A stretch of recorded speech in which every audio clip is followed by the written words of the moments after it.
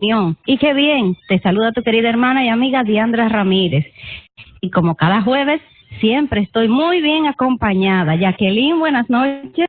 Muy buenas noches, Diandra, muy buenas noches a cada persona que son fieles en la sintonía de esta su emisora Pura Vida, la emisora de todo, y de específicamente su programa Verdad Total. Para nosotros un regalo del Señor poder estar otra vez aquí, dispuesta a compartir un tema más. Con nosotros también se encuentra la hermosa Fanny Núñez. Muy buenas noches a todos, ¿cómo están todos? Esperamos que el Señor le bendiga con este hermoso espacio que tenemos para todos ustedes. Y como siempre nos acompaña Ariel. Hola Ariel, buenas noches. Ariel es que está con nosotros en los controles, colaborando con todos ustedes para que esta programación se dé efectivamente. Bueno, esta noche estamos regocijados una vez más, un jueves más, para bendecir las vidas de los que están ahí en donde quiera que se encuentren, ya sea en los vehículos, en sus casas, en los trabajos, que se disfruten este maravilloso espacio de programa Verdad Total entre mujeres. Queremos ayudar invitarle a que participe con nosotros, si quiere, cuando estemos desarrollando el tema. Vamos a darle los teléfonos 809-226-0967. Puede compartir con nosotros interactuando en su programa. Y como siempre traemos la verdad de Dios. Y vamos a estar leyendo en Romanos, en el capítulo 13, desde el 1 al 3. Y dice: sométase toda persona a las autoridades superiores, porque no hay otra autoridad sino de parte de Dios, y las que hay por Dios han sido establecidas. De modo que quien se opone a la autoridad, a lo establecido por Dios, resiste, y los que resisten acarrean condenación para sí mismos, porque los magistrados no están para infundir temor al que hace el bien, sino al malo. ¿Quieres pues no temer a las autoridades? Haz lo bueno y tendrás alabanza de ellas. Excelente lectura. Nos lleva a nosotros a reflexionar sobre lo que es la conducta interna de cada ser humano. Obra bien, camina bien y no tenga ningún tipo de temor. Ahora bien, en esta noche vamos a estar tratando un tema donde vamos a estar hablando de condena, de procesos, de lo que es la pena, de lo que es ministerio público. Tenemos en el día de hoy el tema conociendo las etapas del proceso penal. Conociendo las etapas del proceso penal. Y en el día de hoy tenemos un invitado especial, que es el licenciado Elvin Acosta, especialista en materia penal, es un penalista. De hecho, déjenme decirles, para que tengan una referencia de algunos de los casos que él ha llevado, el más sonado últimamente es el de Marta Heredia. Él fue el abogado de Marta Heredia, quien solicitó y lo ha puesto de moda el tan famoso término tiempo medio. Y dentro de un momentico va a estar hablando sobre cada etapa del proceso penal. Elvin, bienvenido a nuestro programa Verdad Total. Te damos la bienvenida. Es Verdad Total entre mujeres, pero tú tienes tu espacio aquí hoy. Muy bien, muchísimas gracias. Buenas noches a todos ustedes. Gracias por invitarme. Y estamos prestos para llevarle al público de una manera sencilla, de una manera que ellos puedan entender cuáles son las etapas principales. Las etapas principales de cualquier proceso penal, que algunas veces nosotros desconocemos como ciudadanos, como abogados, qué nos corresponde, en qué etapa del proceso está un proceso penal de una víctima, de una persona de nosotros también. Entonces, uno como abogado debe de explicarle de una manera sencilla a la persona para que entienda un poquito más de derecho penal. Excelente, esa es la idea en el día de hoy, tratar un tema educativo para que los ciudadanos puedan conocer y a la vez saber cuáles son sus derechos. Edwin, cuando nosotros estamos hablando de las etapas del proceso penal, ¿cuál es la primera etapa? Ocurre un hecho, ¡pam! Ocurrió un hecho penal, de tantos que estamos viendo ahora, un atraco, una muerte, algo. ¿Cuál es la primera etapa? Primero que todo, Diana, hay que preguntar qué es el proceso penal, porque la gente entiende, bueno, ¿qué sería? ¿A dónde llega el proceso penal? Si tú dices un atraco, un robo, pero ¿qué es el proceso penal en sí? Mira, algunas veces la persona confunde lo que es derecho penal y proceso penal. El derecho penal viene siendo la normativa, es decir, el tipo penal que tipifica y también establece sanciones. Eso es lo que es el derecho penal, cualquier infracción, por ejemplo, homicidio, estafa, abuso de confianza, eso lo tipifica el derecho penal, que consta de 3 elementos principales, que son la tipicidad, que es la antijuricidad y la culpabilidad. Cualquier tipo penal tiene esos 3 elementos, que no son 5 ni 6. Entonces, ahí es lo que entra el proceso penal. ¿Qué es lo que es el procedimiento penal?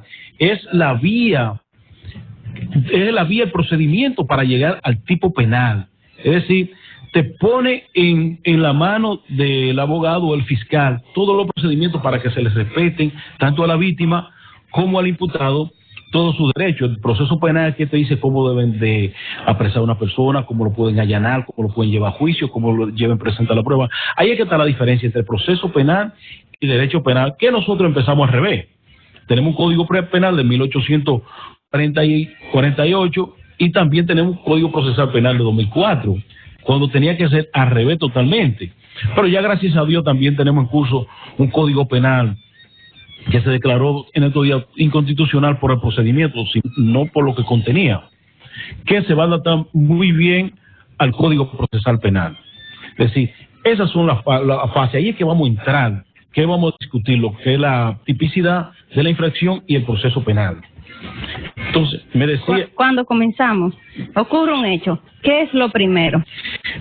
Mira, el proceso penal, como le decía, consta de 5 etapas, pero vamos a empezar por la primera, que viene siendo el proceso preparatorio. ¿Cuándo inicia?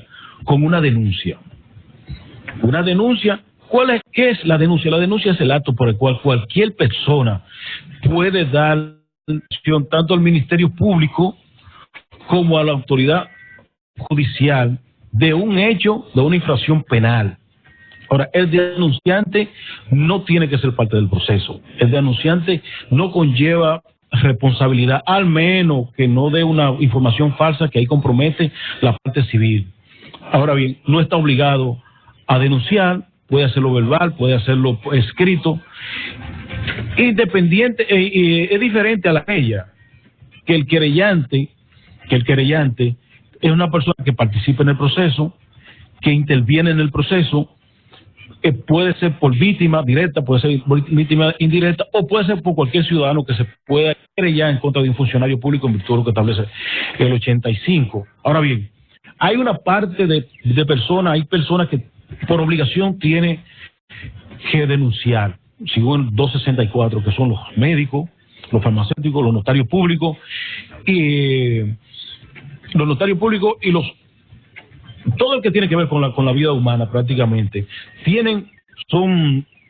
están obligados a denunciar, pero después ninguna persona está obligado a denunciar. Ahí empieza el proceso penal, con una denuncia o con una querella.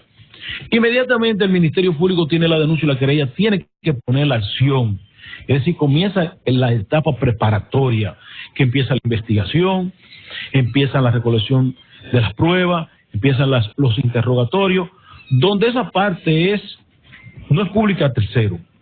Ahora bien, el abogado sí puede participar. ¿En qué participa el abogado? En los interrogatorios, en la rueda de detenido, pero hay informaciones que no son públicas a tercero. ¿Por qué? Porque pueden afectar inclusive la integridad del mismo imputado cuando no es verdad o es mentira, o de la misma víctima. Eso es un proceso totalmente privado, donde si el Ministerio Público, después de recolectar todas las informaciones,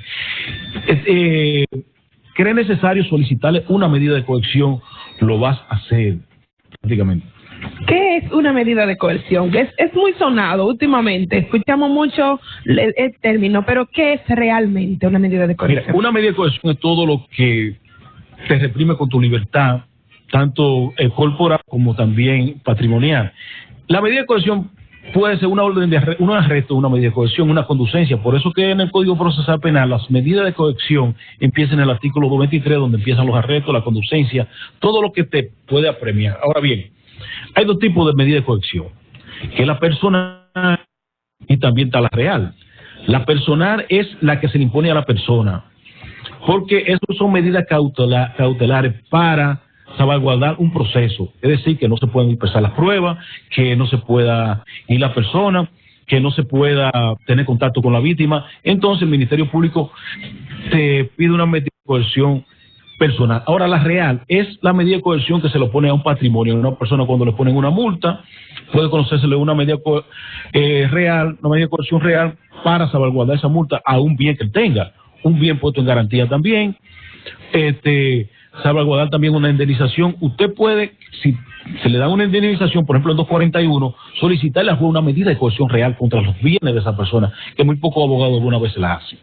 Cuando usted habla de la preparatoria, de las denuncias, que no tiene que estar la persona que denunció, en este caso ya eso es algo interno que se hace, ¿verdad? Eso fue lo que usted quiso decir ahorita. Sí.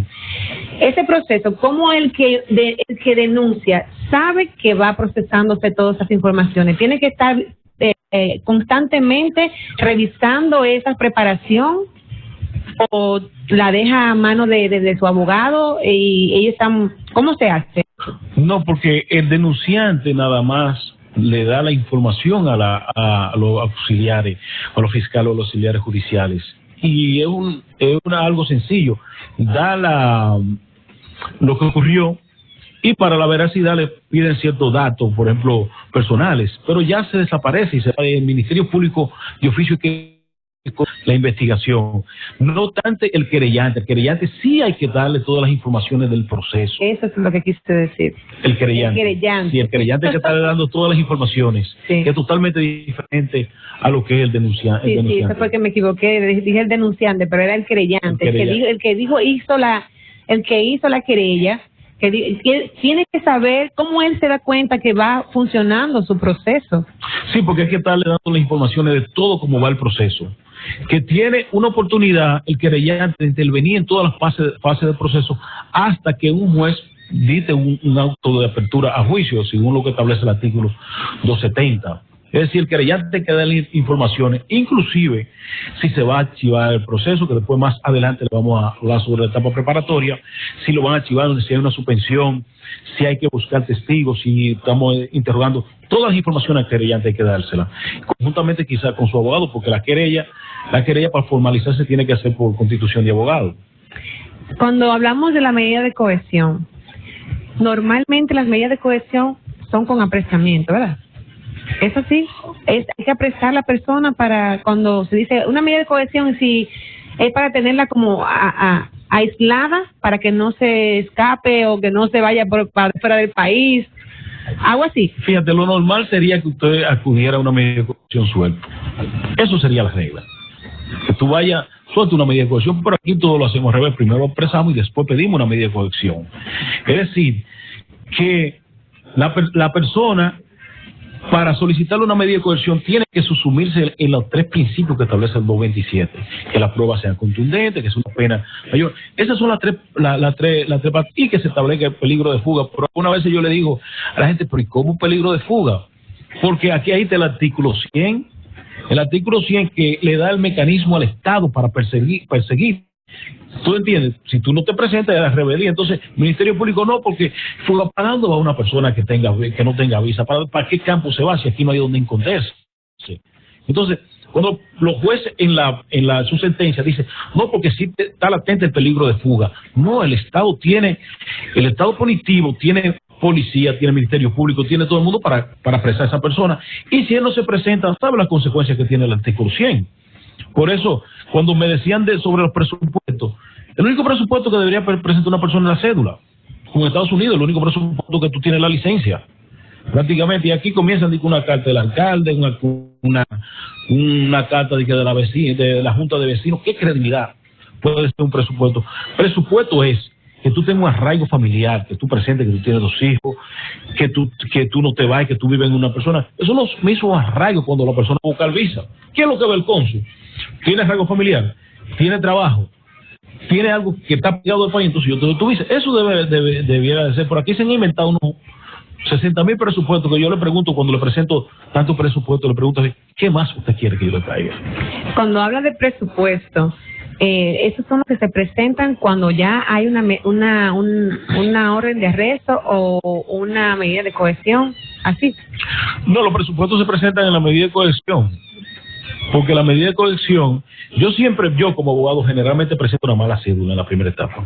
Ahora bien, ustedes saben que la medida de coerción tiene también sus recursos, es decir, usted puede revisar la medida de coerción o recurrir en apelación.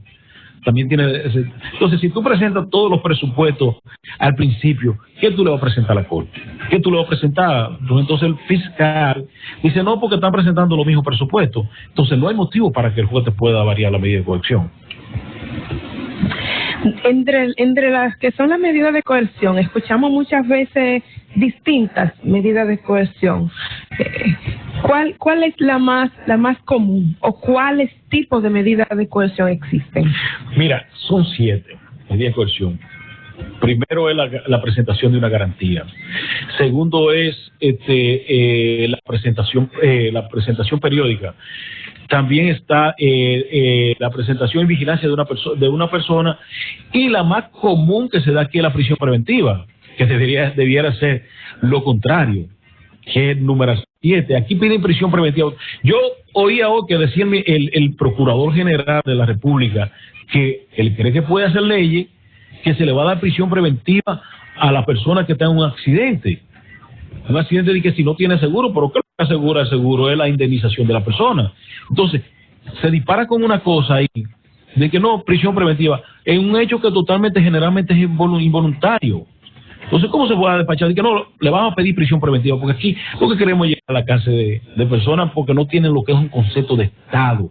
Cuando se tiene un concepto de Estado, usted está manteniendo un paquete de personas ahí.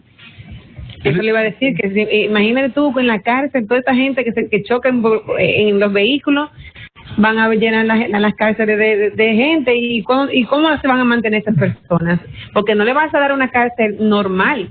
Me imagino que tiene un área específica para los que están en el tránsito, ¿no? No, igual todo el mundo hay. Todo el mundo, pero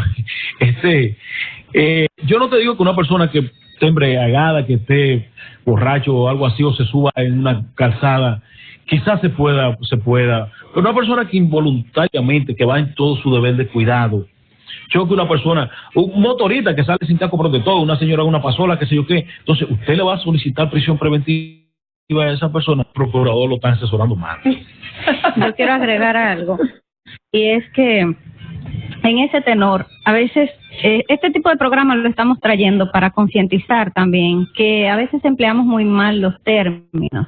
La ley dice, y así lo establece la Constitución, que la regla es la libertad y la excepción es la prisión. Entonces, cuando ocurre un hecho, regularmente la gente se queja y dice, mire, la medida de coerción le impusieron, por ejemplo, la fianza o una garantía económica o visitación periódica, ya lo soltaron, ya no hay justicia, y no es así. Explícanos eso, Elin. Sí, mira, la gente se confunde. Yo le digo a la gente, cuando usted tiene una fianza, usted tiene una medida de coerción. Usted va a un juicio, y si en juicio usted sale culpable, usted va a recibir una condena.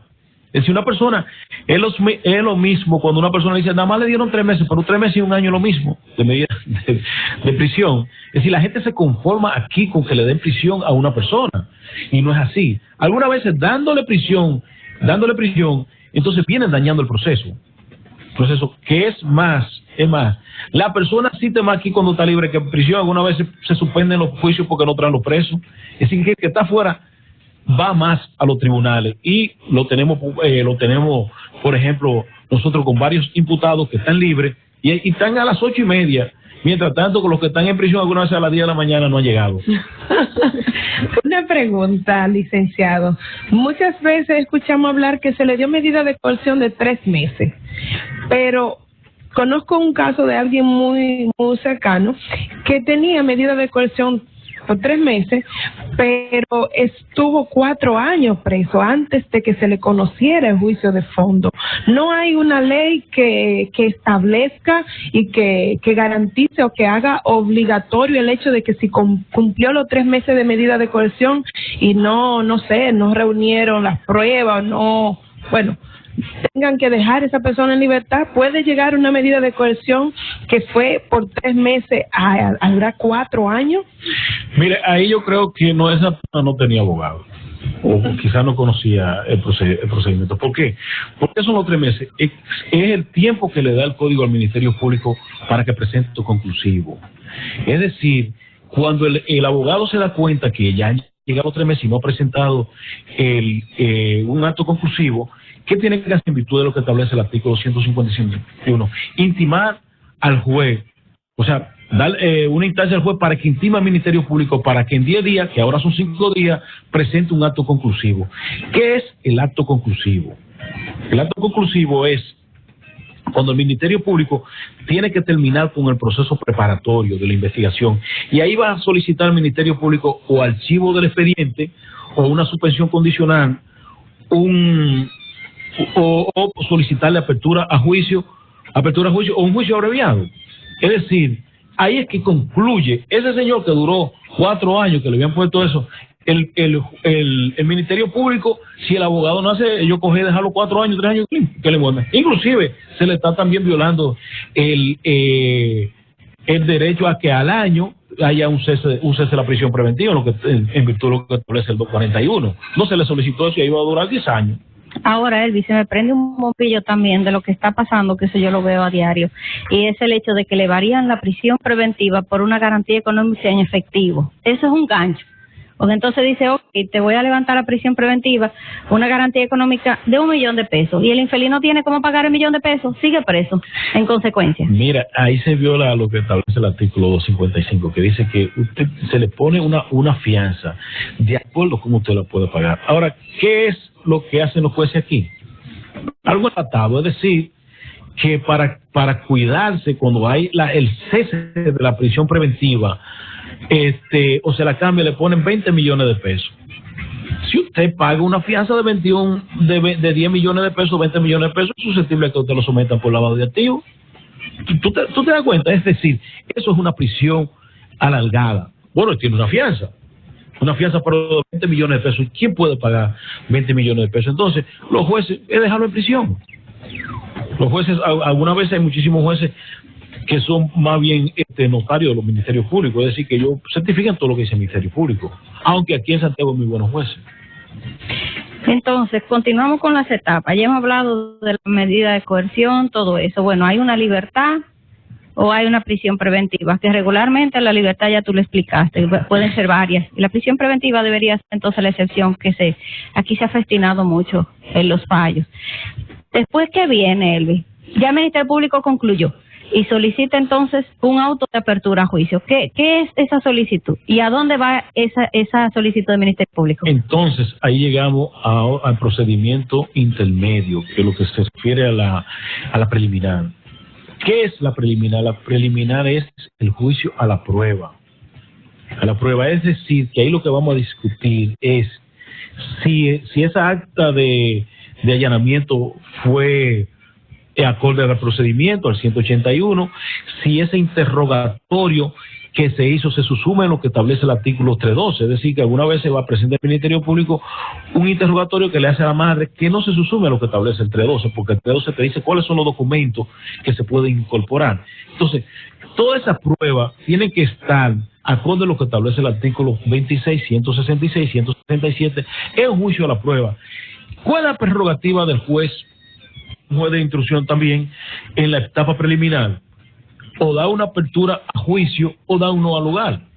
O sea, para que la sociedad no vaya entendiendo, en esta etapa no es que declaran culpable o absuelven a una persona, no. No pueden mandarlo a juicio para que se conozca, o pueden darle un no al lugar. Un no al lugar es porque el juez entiende que las pruebas no son suficientes o no hay pruebas para mandarlo a un juicio, y ahí termina el proceso. Siempre el no al lugar pues es recurrible. Lo que no es recurrible es la apertura a juicio. O sea, cuando tú hablas de recurrible, quiere decir que la parte de aquellas dos que están peleando no está conforme, puede recurrir en apelación. En apelación, sí. Cuando no hay no al lugar, lo puede hacer el Ministerio Público o lo puede hacer la víctima. Ok. Entonces se da un auto de apertura a juicio.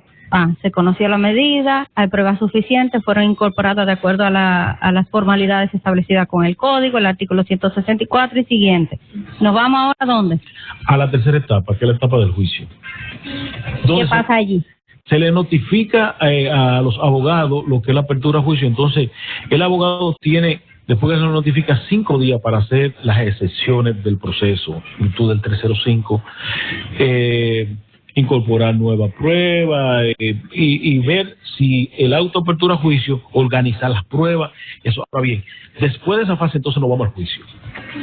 El juicio viene siendo el procedimiento donde se van a discutir el fondo del caso.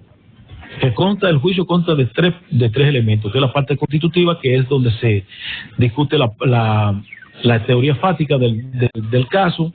Está la segunda fase, que es la recepción de las pruebas y la administración de las pruebas, la incorporación de las pruebas. Algunas veces hay muchos abogados que piden ahí que se declare inadmisible la parte, no se pide la ya por un juez de instrucción. Ahí lo que se pide es la no valoración de las pruebas. Y entonces viene la parte de la decisión, que ahora el Código Procesal Penal, artículo 348, usted puede, petición de la defensa, que es culpabilidad y un juicio a la pena. Usted se da cuenta que hubo un caso muy sonado, que fue el caso de Laura Michelle, que pasó por ahí por Gurabo, donde se implementó se discutió el hecho y se discutió entonces a la decisión del juez, a la pena. Se divide en esa parte. El juicio, ya ustedes saben que no tiene que ser una cosa más sencilla, donde enfática, la parte de la defensa presenta su teoría enfática, y también entonces vamos a la discusión de las pruebas. Se discute la prueba que tiene el Ministerio Público y la prueba que también ha aportado. Los testigos, que esa es una de las partes que yo siempre he dicho que es interrogar. Aquí la gente pregunta por preguntar. Es decir, para que la parte diga muchísimas preguntas, nunca hagan una pregunta sin usted tener un beneficio.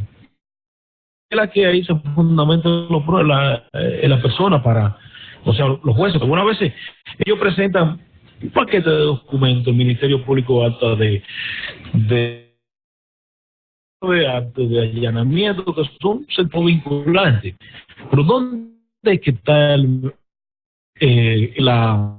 interrogatorio de los testigos, está la víctima? Dado que nunca es bueno poner a hablar al imputado. Nunca. ¿Por qué?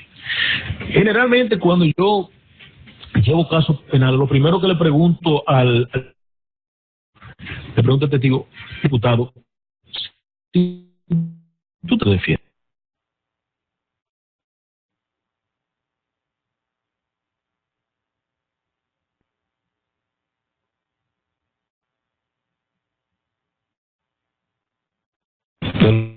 Yo hice, no, mire, usted no me va a hablar. Yo soy que voy a hablar por usted. Porque colabora con el proceso, sí, indirectamente. Yo mismo, sí.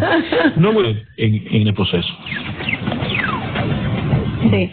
Nosotros vamos a un corte musical y regresamos en breve. No te muevas, que aquí estamos aprendiendo de muchísimo sobre derecho penal.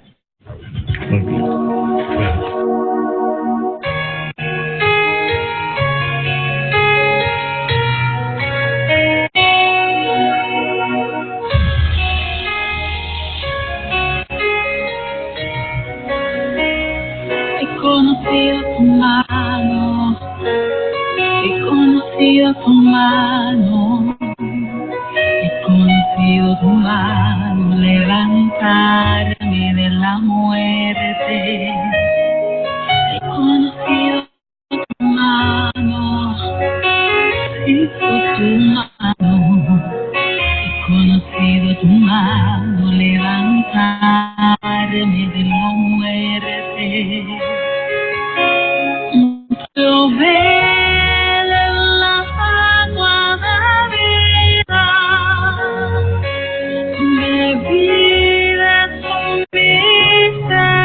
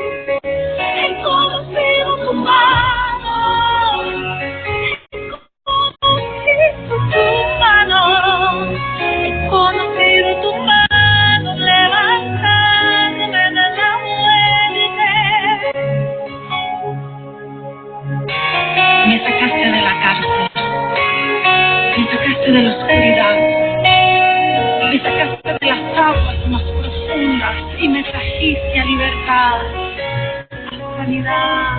He conocido tu mano, he conocido tu mano, he conocido tu mano levantarme de la muerte.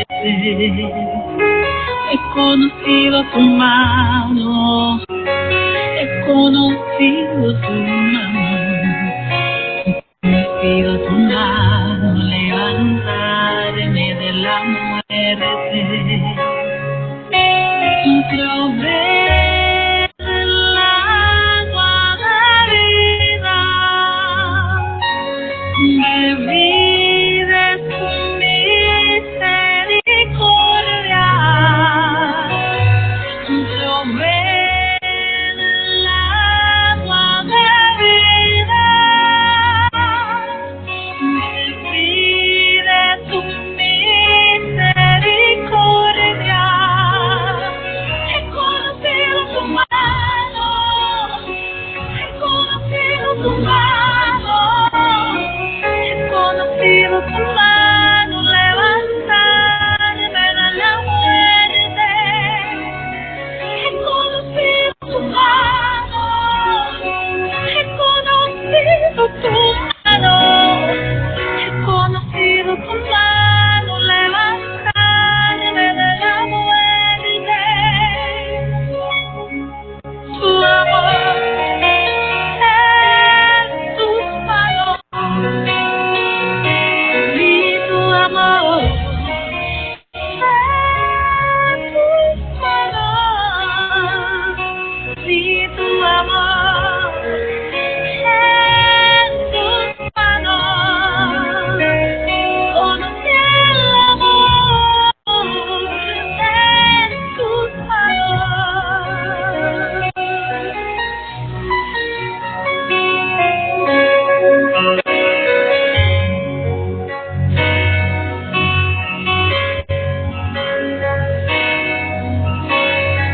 Continuamos aquí en tu programa Verdad Total entre Mujeres. Esto está muy interesante con nuestro invitado especial, Elvin Acosta. Pero te invito a que tú llama una pregunta. Aprovecha al 809-226-0967.